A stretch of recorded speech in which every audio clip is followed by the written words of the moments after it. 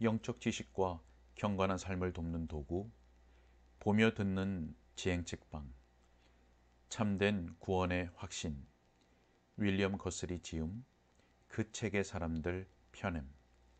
일부, 구원에 이를 만큼 그리스도와 관계를 맺고 있는지 시험해 보기. 두 번째, 어떤 사람들을 그리스도께로 이끌어 가시는 다양한 방법. 전제되는 내용들을 설명했으므로 이제 자기가 구원에 이를 만하게 하나님과 언약 관계를 맺고 있는지, 그리스도와 특별한 관계를 맺고 있는지, 그래서 하나님의 은총과 구원을 자기 것으로 정당하게 주장할 수 있는지 알 수 있는 몇 가지 표지에 대해 이야기해 보겠습니다. 그 전에 먼저 율법의 예비 작업에 대해, 즉 인간의 영혼에 하나님 고유의 길을 예비하시기 위해 하나님께서 통상 사용하시는 작업에 대해 말씀드리겠습니다. 이 작업을 일컬어 율법의 사역 혹은 부끄러움을 느끼게 하는 사역이라고 합니다. 율법에 이 예비 역사가 있는데 은혜의 역사가 뒤따르지 않는 경우는 보기 드뭅니다. 이 예비 역사를 좀 더 명료하게 다루기 위해 주님께서 사람들을 구원에 이르는 언약으로 인도하시고 또 그들을 그리스도께로 이끄실 때 사용하시는 가장 통상적인 방법들을 간략히 이야기해 보겠습니다. 첫째, 세례 요한처럼 모태에서부터 부름받는 사람이 있고 디모데처럼 사탄의 길에 깊이 휘말리게 되기 전인 아주 어린 나이에 부름받는 사람도 있습니다. 어린 아이들은 대개 욕설, 거짓말, 경건이나 경건한 사람들을 조롱하는 걸 배우기 마련인데 위와 같은 사람들은 어릴 때부터 이런 통상적 죄에 전혀 오염되지 않습니다. 이런 사람들에게는 신앙이 자연스럽습니다. 무슨 말이냐면 어린아이에 지나지 않을 때에도 신앙의 의무들을 강요할 필요가 없다는 뜻입니다. 이런 사람들은 자기가 언제 처음 하나님을 가까이 알게 되었는지 알지 못하지만 성경에 등장하는 성도들이 말하는 영의 역사를 나중에 경험합니다. 둘째, 어떤 이들은 주권적인 복음의 방식을 통해 그리스도께 인도됩니다. 삭개오의 경우 그리스도를 뵙고자 하는 소원이 있었습니다. 그런 소원이 있었기에 어떤 이들이 신중함과 분별력이라 판단할 만한 미덕들을 다 포기하고 나무에 올라가 그분을 뵙고자 했습니다. 그리스도께서 삭개오에게 말씀하셨고 그 말씀이 그를 사로잡았으며 그 즉시 그는 기쁨으로 그리스도의 제안을 받아들여 그리스도를 주님으로 알고 다가갔습니다. 삭개오는 과거 자신의 삶이 어땠는지 올바로 깨닫고 모세 율법을 존중하는 증거를 보였으며 그 자리에 있던 모든 사람 앞에서 이를 알렸습니다. 우리가 지금 암시한 특별한 사례가 자신에게도 해당된다고 주장할 수 있다면 그 사람은 하나님께서 자신을 그렇게 대해 주셨음을 성경을 근거로 확증할 수 있을 것입니다. 자기 마음이 그리스도께 순복했다면 율법의 예비 사역이 확연히 드러나지 않았다고 초조해야 할 필요가 없습니다. 마음으로 그리스도께 순복하는 것, 이 목적을 위해서가 아니라면 율법의 역사는 우리가 소원할 만한 것이 아니기 때문입니다. 종의 영이 이들에게 빚을 갚으라고 닥달하기까지는 확실한 안전의 근거이신 그분께 나오려 하지 않는 이들이 많겠지만 누구든 잃어버린 자 된 자신의 상태를 깨닫고 그리스도께 피하여 순복한다면 그 무엇도 그들을 율법의 역사로 짓누르지 못할 것입니다. 셋째, 그리스도의 값없는 은혜를 비교적 확연하게 선언하는 방식으로 그리스도께 인도되는 사람도 있습니다. 그리스도께서 죽음이 임박한 사람을 부르실 때가 바로 그런 경우입니다. 인간은 마지막 호흡을 내쉬기 전에는 자기 자신이나 타인을 판단하고 선고를 내리는 일을 유예할 수 있지만, 아주 면밀히 말해 다른 한편으로 그 누구도 그 중요한 일을 생의 마지막 순간까지 미룰 수는 없습니다. 그리스도와 행악자 사이에 있었던 일에서 우리는 이 사실이 뚜렷이 드러나는 것을 볼 수 있습니다. 행악자는 전에 동무였던 자를 꾸짖습니다. 그는 하나님을 원망하지 않고 오히려 자기가 지금 당하는 고통을 당연한 것으로 여깁니다. 이제 그는 예수 그리스도께서 아무 이유 없이 세상에게, 그것도 지극히 모욕적으로 핍박받고 계심을 압니다. 그는 그리스도가 주님이요 왕이심을 깨달으며 죽음 후 확실히 이르게 될 영광의 상태를 아주 현실적으로 믿기에 이 생에서 육신의 안전보다는 그 영광의 분깃을 택합니다. 행악자는 자세를 한껏 낮췄고 자기를 기억해 주실 것을 그리스도께 간청할 만큼 겸손했습니다. 그는 생사 문제와 관련해 언약에 자기 자신을 던지는 고귀한 담대함을 지니고 있었습니다.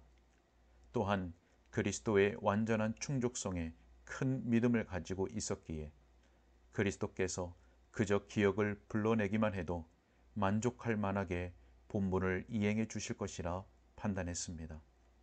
그는 위로의 근거로 삼으라고 그리스도께서 하신 말씀에 고분고분 동의했습니다. 넷째, 많은 사람이 그리스도께 인도되는 네 번째이자 가장 통상적인 방식은 명료하고도 분별 가능한 율법의 역사, 곧 부끄러움을 느끼게 하는 방법입니다. 죄를 깨우치고 양심이 각성되어 부끄러움을 느끼는 역사가 일어났을 때 은혜의 역사가 일어나지 않거나 그 역사가 실패하는 경우는 보기 드물고 양자의 영과 성령의 은혜의 사역으로 귀착되는 게 보통입니다. 율법의 이 역사는 비교적 거칠고 갑작스럽게 진행되거나 혹은 긴 시간 동안 차분하고 느긋하게 오래 끌며 진행되며, 그래서 진행 과정을 아주 쉽게 알아볼 수 있습니다. 사도행전에 등장하는 간수와 바울, 다른 몇몇 회심자들의 경우 이 역사는 비교적 빠른 속도로 진행됩니다. 바울은 주님, 무엇을 하리이까? 라고 물었고, 간수는 내가 어떻게 하여야 구원을 받으리이까? 라고 물었습니다. 이 사람들은 성도들과 관심사를 함께하는 사람이 되어 핍박받는 무리들과 하나가 되고 전에 핍박하던 사람들을 존경하게 되며 모든 위험을 무릅쓰고 그리스도를 믿는 믿음을 고백하는 사람들과 한 무리가 되어 그들과 계속 함께 합니다. 이와 반대로 주님께서 때로 이 사역을 비교적 차분하게, 부드럽게, 쉽게, 그리고 시간을 오래 끌며 이루셔서 그 역사 아래 있는 사람의 행보가 어떤 단계를 거치고 있는지 아주 쉽게 분간되는 경우도 있습니다. 주님께서는 설교되거나 읽히거나 마음에 새겨지는 말씀을 통해 혹은 말씀을 선도하는 어떤 섭리로서 강한 자 마귀가 평화롭게 지키고 있는 집을 공격하십니다. 그리스도께서는 이렇게 해서 그 사람에게 임하시고 진리의 영으로서 그 사람에게 말씀을 굳게 하시며 이런 상황에서 그 사람 자신도 죄로 알고 있는 이러저러한 죄에 대해 하나님의 저주가 공식적으로 선포됩니다.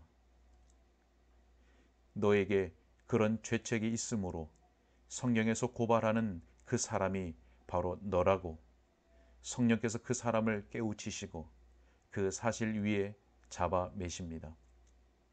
그 사람은 그 죄에서부터 시작해 더 많은 죄를 깨닫다가 대개는 어린 시절의 죄, 부작위의 죄를 깨닫게 되고 더 나아가 자신이 율법, 거의 전부를 위반한 죄책을 지고 있다는 걸 알게 됩니다. 주님께서는 거짓의 피난처인 그 요새 안에 있는 특별히 더 견고한 진을 흔드십니다. 인간이 의지로 삼는 그 진을 말입니다. 그 사람에게는 진정한 믿음도 없고 그러므로 그리스도와 아무 관계도 없으며 구원에 이를 만한 어떤 참 은혜도 없음을 입증하시며 진정한 은혜와 이 사람이 품고 있는 거짓된 공상이 어떻게 다른지를 명쾌히 보여주십니다. 이제 이 사람은 은혜와 믿음을 한때 자신이 판단했던 것과는 다른 무언가로 파악합니다. 이 사람은 특히 불신앙을 깨닫습니다. 이제 자기가 기만에 빠져 있다는 것을, 넓은 길에서 수많은 사람들과 함께 패망해 가고 있다는 것을 깨닫습니다. 이제 이 사람은 약속 앞에서 놀라고 두려워하기 시작합니다. 이 사람은 자신의 구원에 대해 깊이 신경 쓰게 되고 이것을 반드시 필요한 것으로 알아 마음에 새기기 시작합니다. 사도행전 16장의 간수처럼 이런 궁금증을 품게 됩니다. 내가 어떻게 하여야 구원을 받으리이까? 이제 구원 문제가 생각을 지배하고 다른 일들은 거의 중시되지 않습니다. 자기 영혼이 멸망 직전인데 사람이 만일 온 천하를 얻고도 제 목숨을 잃으면 무엇이 유익하겠습니까? 이렇게 어떤 사람이 낙심할 위험에 처해 있을 때 주님께서 그 일을 막으시는 자비의 역사를 행하사 조용하고 은밀하게 그 사람을 지탱하십니다. 그 사람의 마음에 구원의 가능성을 확신시키시고 값없고 풍성한 하나님의 은혜의 수많은 증거들을 떠올리게 하시며 너희가 혹시 여호와의 분노의 날에 숨김을 얻으리라는 말씀이나 이와 비슷한 말씀을 자기 자신에게 적용합니다.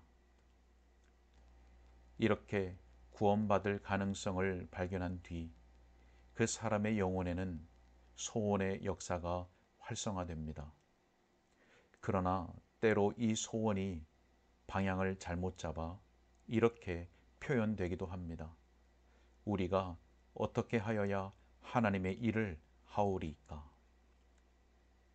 그래서 자기에게 명령된 모든 일을 다 하고 모든 악한 길을 다 버리기로 결단하며 그래서 다시 용기를 내어 자기 의의를 세우려고 힘써 하나님의 의에 복종하지 아니하기 시작하고 이에 주님께서는 그 사람이 절대적으로 타락한 상태에 있음을 드러내사 확실히 구원의 기회가 생길 수 있도록 하시려는 생각으로 다시 그 사람을 맹렬히 공격하십니다. 주님께서는 사람이 지닌 의의 불결함을, 사람이 지닌 최선의 것에 어떤 오점이 있는지를 그 사람에게 그 어느 때보다 많이 드러내 보여주십니다. 이 모든 것이 사람을 죽이며 그래서 사람은 자기 의에 대해 죽고 외부에서 오는 구원이 아닌 자력으로 말미암는 구원을 단념하게 됩니다. 이 모든 생각과 묵상을 바탕으로 이 사람은 추위와 허기로 죽어가던 탕자처럼 내 아버지에게는 양식이 풍족한 품꾼이 얼마나 많은가. 나는 여기서 주려 죽는구나 라고 생각하고 이에 일어나 하나님께로 갑니다. 그는 무엇에도 구애받지 않고 거리낌 없이 자기 죄를 고백하고 자기를 정죄합니다. 내가 하늘과 아버지께 죄를 지었사오니 감당하지 못하겠나이다. 비교적 더 뚜렷한 약속이 이 사람의 마음에 떠오르는데 이 사람은 그 약속을 손에 꼭 쥐려 하지만 주는 거룩하시니이다. 나는 벌레요와 같은 말씀에 막혀 좌절하고 맙니다. 이 사람에게는 바로 이 때가 동이 트는 시간입니다. 주님께서 즐거운 소리를 전해주시는 즉시 믿음이 활발히 움직일 것입니다. 이것이 바로 언약의 본질입니다.